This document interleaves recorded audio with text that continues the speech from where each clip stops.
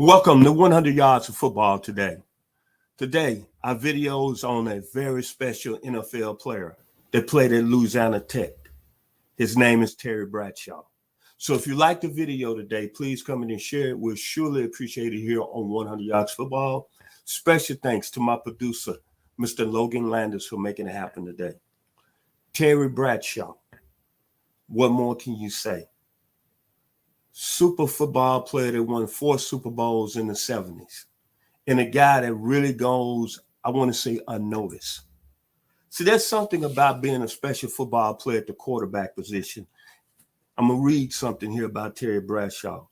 Someone who cares more about helping a group or a team to succeed than about his individual success.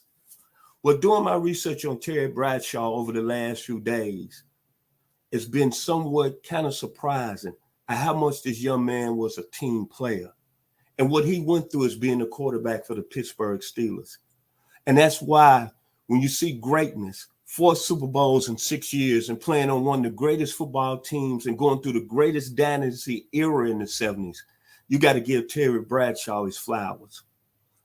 Terry Bradshaw, what I learned, started out playing the quarterback position at an early age. People don't know this, that he became only a starting quarterback till he got to the 9th grade. Then he went to high school at Woodland High School in Shreveport, Louisiana, and he had to sit 2 years there. He only played 1 year of high school football, but he was an outstanding javelin thrower. Then he gets to Louisiana Tech. And he wouldn't play till his senior year because they had a guy by the name of Phil Robertson over the highly successful TV show Duck Dynasty. He was in front of him. And Robertson decided he didn't want to play football anymore. So Terry Bradshaw became the starting quarterback his junior and senior seasons at Louisiana Tech. He threw for over 4,000 yards in his 2 seasons and almost 40 touchdowns. And he became the first-round pick of the Pittsburgh Steelers in an organization that had been used to losing. And then I go back and I think about Terry Bradshaw. Coming out of Louisiana Tech, they've had some great football players, Willie Roth, Fred Dean, Pat Tilley, Leon Stanford, Mike Barber, Matt Stovert. But make no mistakes here, Terry Bradshaw is the best that came out of Louisiana Tech. Now he goes to Pittsburgh and he's a first-round draft pick. And this is the stat that really sticks out in my mind, that really makes this guy special. His first 2 seasons in the league, the first season in 1970, he was a 38% passer, 83 at 218. He had 6 touchdowns that year and 24 interceptions. Then he comes back his second year in the league, and he only throws for 2,259 yards. He has 13 touchdowns. So he improved that, but he still threw 22 interceptions. In 2 years as a starting quarterback with the Pittsburgh Steelers, he had 19 touchdowns and 46 INTs. If that would happen today in modern football, as we watch the game today, that quarterback on any major NFL team would not make it to the 3rd year. And then he ended up being benched. And then he ended up not having a great relationship with his head coach, Chuck Noll, throughout his career in Pittsburgh. Then he felt like he was never accepted by the Pittsburgh nation and the city of Pittsburgh. Mr. Landers, would you like to comment today on the great Terry Bradshaw? Yes, sir, I would. Thank you very much, sir. And you brought up those numbers with Bradshaw, and they're astronomical, right? As a career, just over 50% as a passer. And he threw for over 200 interceptions and 200 touchdowns. So either it was going for 6 or it was going the other way. But a tremendous player, like you mentioned, Super Bowls, MVPs, you name it, he can do it. But another thing, too, is he had that clutch gene, Vincent. 15 comebacks in his career, 23 game-winning drives. So regardless, like you said, of the insane amount of interceptions that, is going to be rivaled to see who can get to that one day, he was getting touchdowns. He was helping his team out. Like you said, he was a team player through and through. And you saw that pretty much every year he was getting better in terms of mostly just his completion percentage. He stayed around 53, 54% for the rest of his career. And like I said, he gave his all to Pittsburgh. Unfortunately, he felt that owners, fans, whatnot, they didn't respect him. They didn't give him enough love, but he always gave it his all. And he's also, let's not forget about it, he's been one of the top tier broadcasters even after his career was done. He became the first NFL player to get his name on the Walk of Fame out there in Los Angeles. He's done countless movies, TV shows, recorded a couple of records as well. So he's really lived a full life, both with football as well as away from the game of football, and is really one of the kind of the first big personalities that I can recall coming out of the game. You know, like you said, when he retired in the 80s. And then going immediately into the broadcasting field. But you bring up a point. He is a quarterback, whether for his era or just of all time, who I feel just does not get the love that he deserves, because regardless of the win, the losses, the touchdowns, the interceptions, he wore his heart on his sleeve every single Sunday, and you can see that regardless of the outcome. The one thing about Terry Bradshaw, and you look at all the great passers right now, I'm talking about passing yardage in the National Football League. You take Dan Marino, you take Joe Montana, you take Tom Brady, you take Drew Brees. Okay, Brady has won 7 rings, right? Drew Brees has won 1. Okay, I'm going to throw John Elway in the mix. He's won, 2? And then Dan Marino is one goose egg.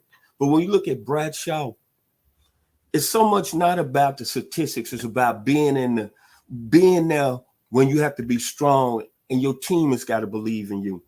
Another important statistic that really, really sticks out in my mind is that I always say big time players play in big time games. Well, in championship games, Terry Bradshaw, when the Super Bowl was on the line, the 4 games of the Super Bowl, he threw for 932 yards. You see what I'm saying? 932 yards and 7 touchdowns. But what stuck out to me is 2 Super Bowls, the last 2 Super Bowls he won, going against the Dallas Cowboys after the 7-8 season.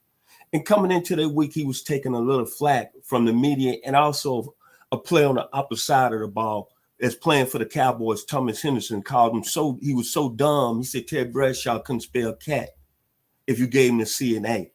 And I went and looked at that football game, and I watched it again on YouTube last night. Terry Bradshaw was flawless, 318 yards, 4 touchdowns in that game. But he had to play at a championship level. Then coming into the next year when the Steelers repeated down there in L.A., playing the Rams literally on their home field in the Rose Bowl. 4th quarter, the Rams are making a move. Pittsburgh up 24-19, and he threw that pretty bomb to John Stallworth out of Alabama A&M, 75 yards, touchdowns, game over with 31-19. Terry Bradshaw is 4-0 in the Super Bowls. And I go back to his rough times when he was at Pittsburgh. Like I said, his first 2 years, the man threw 44 interceptions, only 19 touchdowns. And they was getting ready to run him out of Pittsburgh. Then he didn't even have a relationship with his head coach, Chuck Noll. Then he lost his job in 74, the starting position, to Joe Gilliam. But he was able to regroup over all that, led Pittsburgh to their first Super Bowl in 75. But then his play in the Super Bowls, that's what stuck out to me. After the 76 season, that pass to Lynn Swann in the Orange Bowl, where he got knocked cold and stood in there and took the hit from Dallas Cowboys defensive end Larry Cole. That's saying a lot. And then you got to think about this. Terry Bradshaw played in an era that football was serious.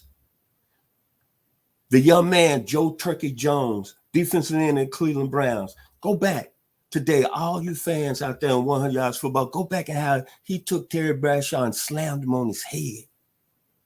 Terry Bradshaw came through an era when football was at another level, and most of all, they weren't getting paid.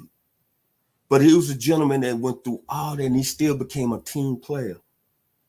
Here's a guy that didn't start to the 9th grade. That's the first time he played organized football. Then in high school, he had to sit 2 years. And then in the pros, he got benched at least 3 times. But he was able to come back and win 4 Super Bowl championships, 932 yards in the postseason, and 9 touchdowns. Excuse me, I had 7, but 9 touchdowns. His stats weren't all that great. Like I said, 212 touchdowns, 210 interceptions, only 29,000 yards passing. But I tell you this, that's the thing about winning. And when the money is on the line, you want to have a guy in there that's very confident. And think about Terry Bradshaw. The steel curtain, the Pittsburgh Steelers, their defense was one of the best defenses in league history. Mel Blount, Joe Green, Donnie Shell, Jack Lambert, Jack Ham, Ernie Holmes, the legend himself, L.C. Greenwood. And Terry Bradshaw had to go against that. And then when you look at Terry Bradshaw's skill set, courage, A+, passing, A+, quick delivery, A+, wonderful guy, A+, the confidence, as Logan Landers said, A+, super clutch. I don't have to say no more. 4 Super Bowls in 6 years and undefeated in all Super Bowl games. Like I said, his stats weren't what you want to call NFL royalty. But when you look at Terry Bradshaw, to me, you got to put him in the top 5. If you want to talk about winning championships and not talk about yardage, you got to put Terry Bradshaw up there. The man deserved everything of being considered one of the top 10 quarterbacks in the game. And today here on 100 Yards Football, all I can say is kudos to Terry Bradshaw. And I can see why he's had a very successful broadcasting career. Because if there's one quarterback that's won previous Super Bowls, that's went through so much adversity, it's Terry Bradshaw. That's what I found out about him, and that's what I found out about him doing my research. You got to have a team player. You got to have a guy who's going to, once he gets knocked down, he's going to get right back up. And all I have to say is winning in any sports professional business, that's what it is. A champion, a winner. And Terry Bradshaw is one of the best that ever done it. So if you like the video today, please come in and share it. It's been an honor to honor this great legend, Terry Bradshaw, by way of Louisiana Tech, Pittsburgh Steelers, 4-time Super Bowl champion. We surely appreciate it. And to my staff, Mr. Logan Landers, thank you today for making it happen. To Mr. Ronnie Keebler out of Brooklyn, New York, thank you. To Mr. Jeremiah Long, thank you for your great work on Mondays. Thank you to the young man, 1981 first-round draft choice, Atlanta Falcons, by way of Florida State University, Mr. Bobby Butler. Thank you to the man with the voice out of Lufkin, Texas, Mr. Mar Bass Dunham. And finally, thank you to the man from Grambling, Louisiana / Ruston, Louisiana, the great man himself, Jim Maryland. So if you like the video today, please come in and share it. Steeler Nation, my final words, you need to get up and honor Terry Bradshaw, one of the most clutch championship quarterbacks that ever played in the National Football League. Y'all be blessed this week here on 100 Yards of Football.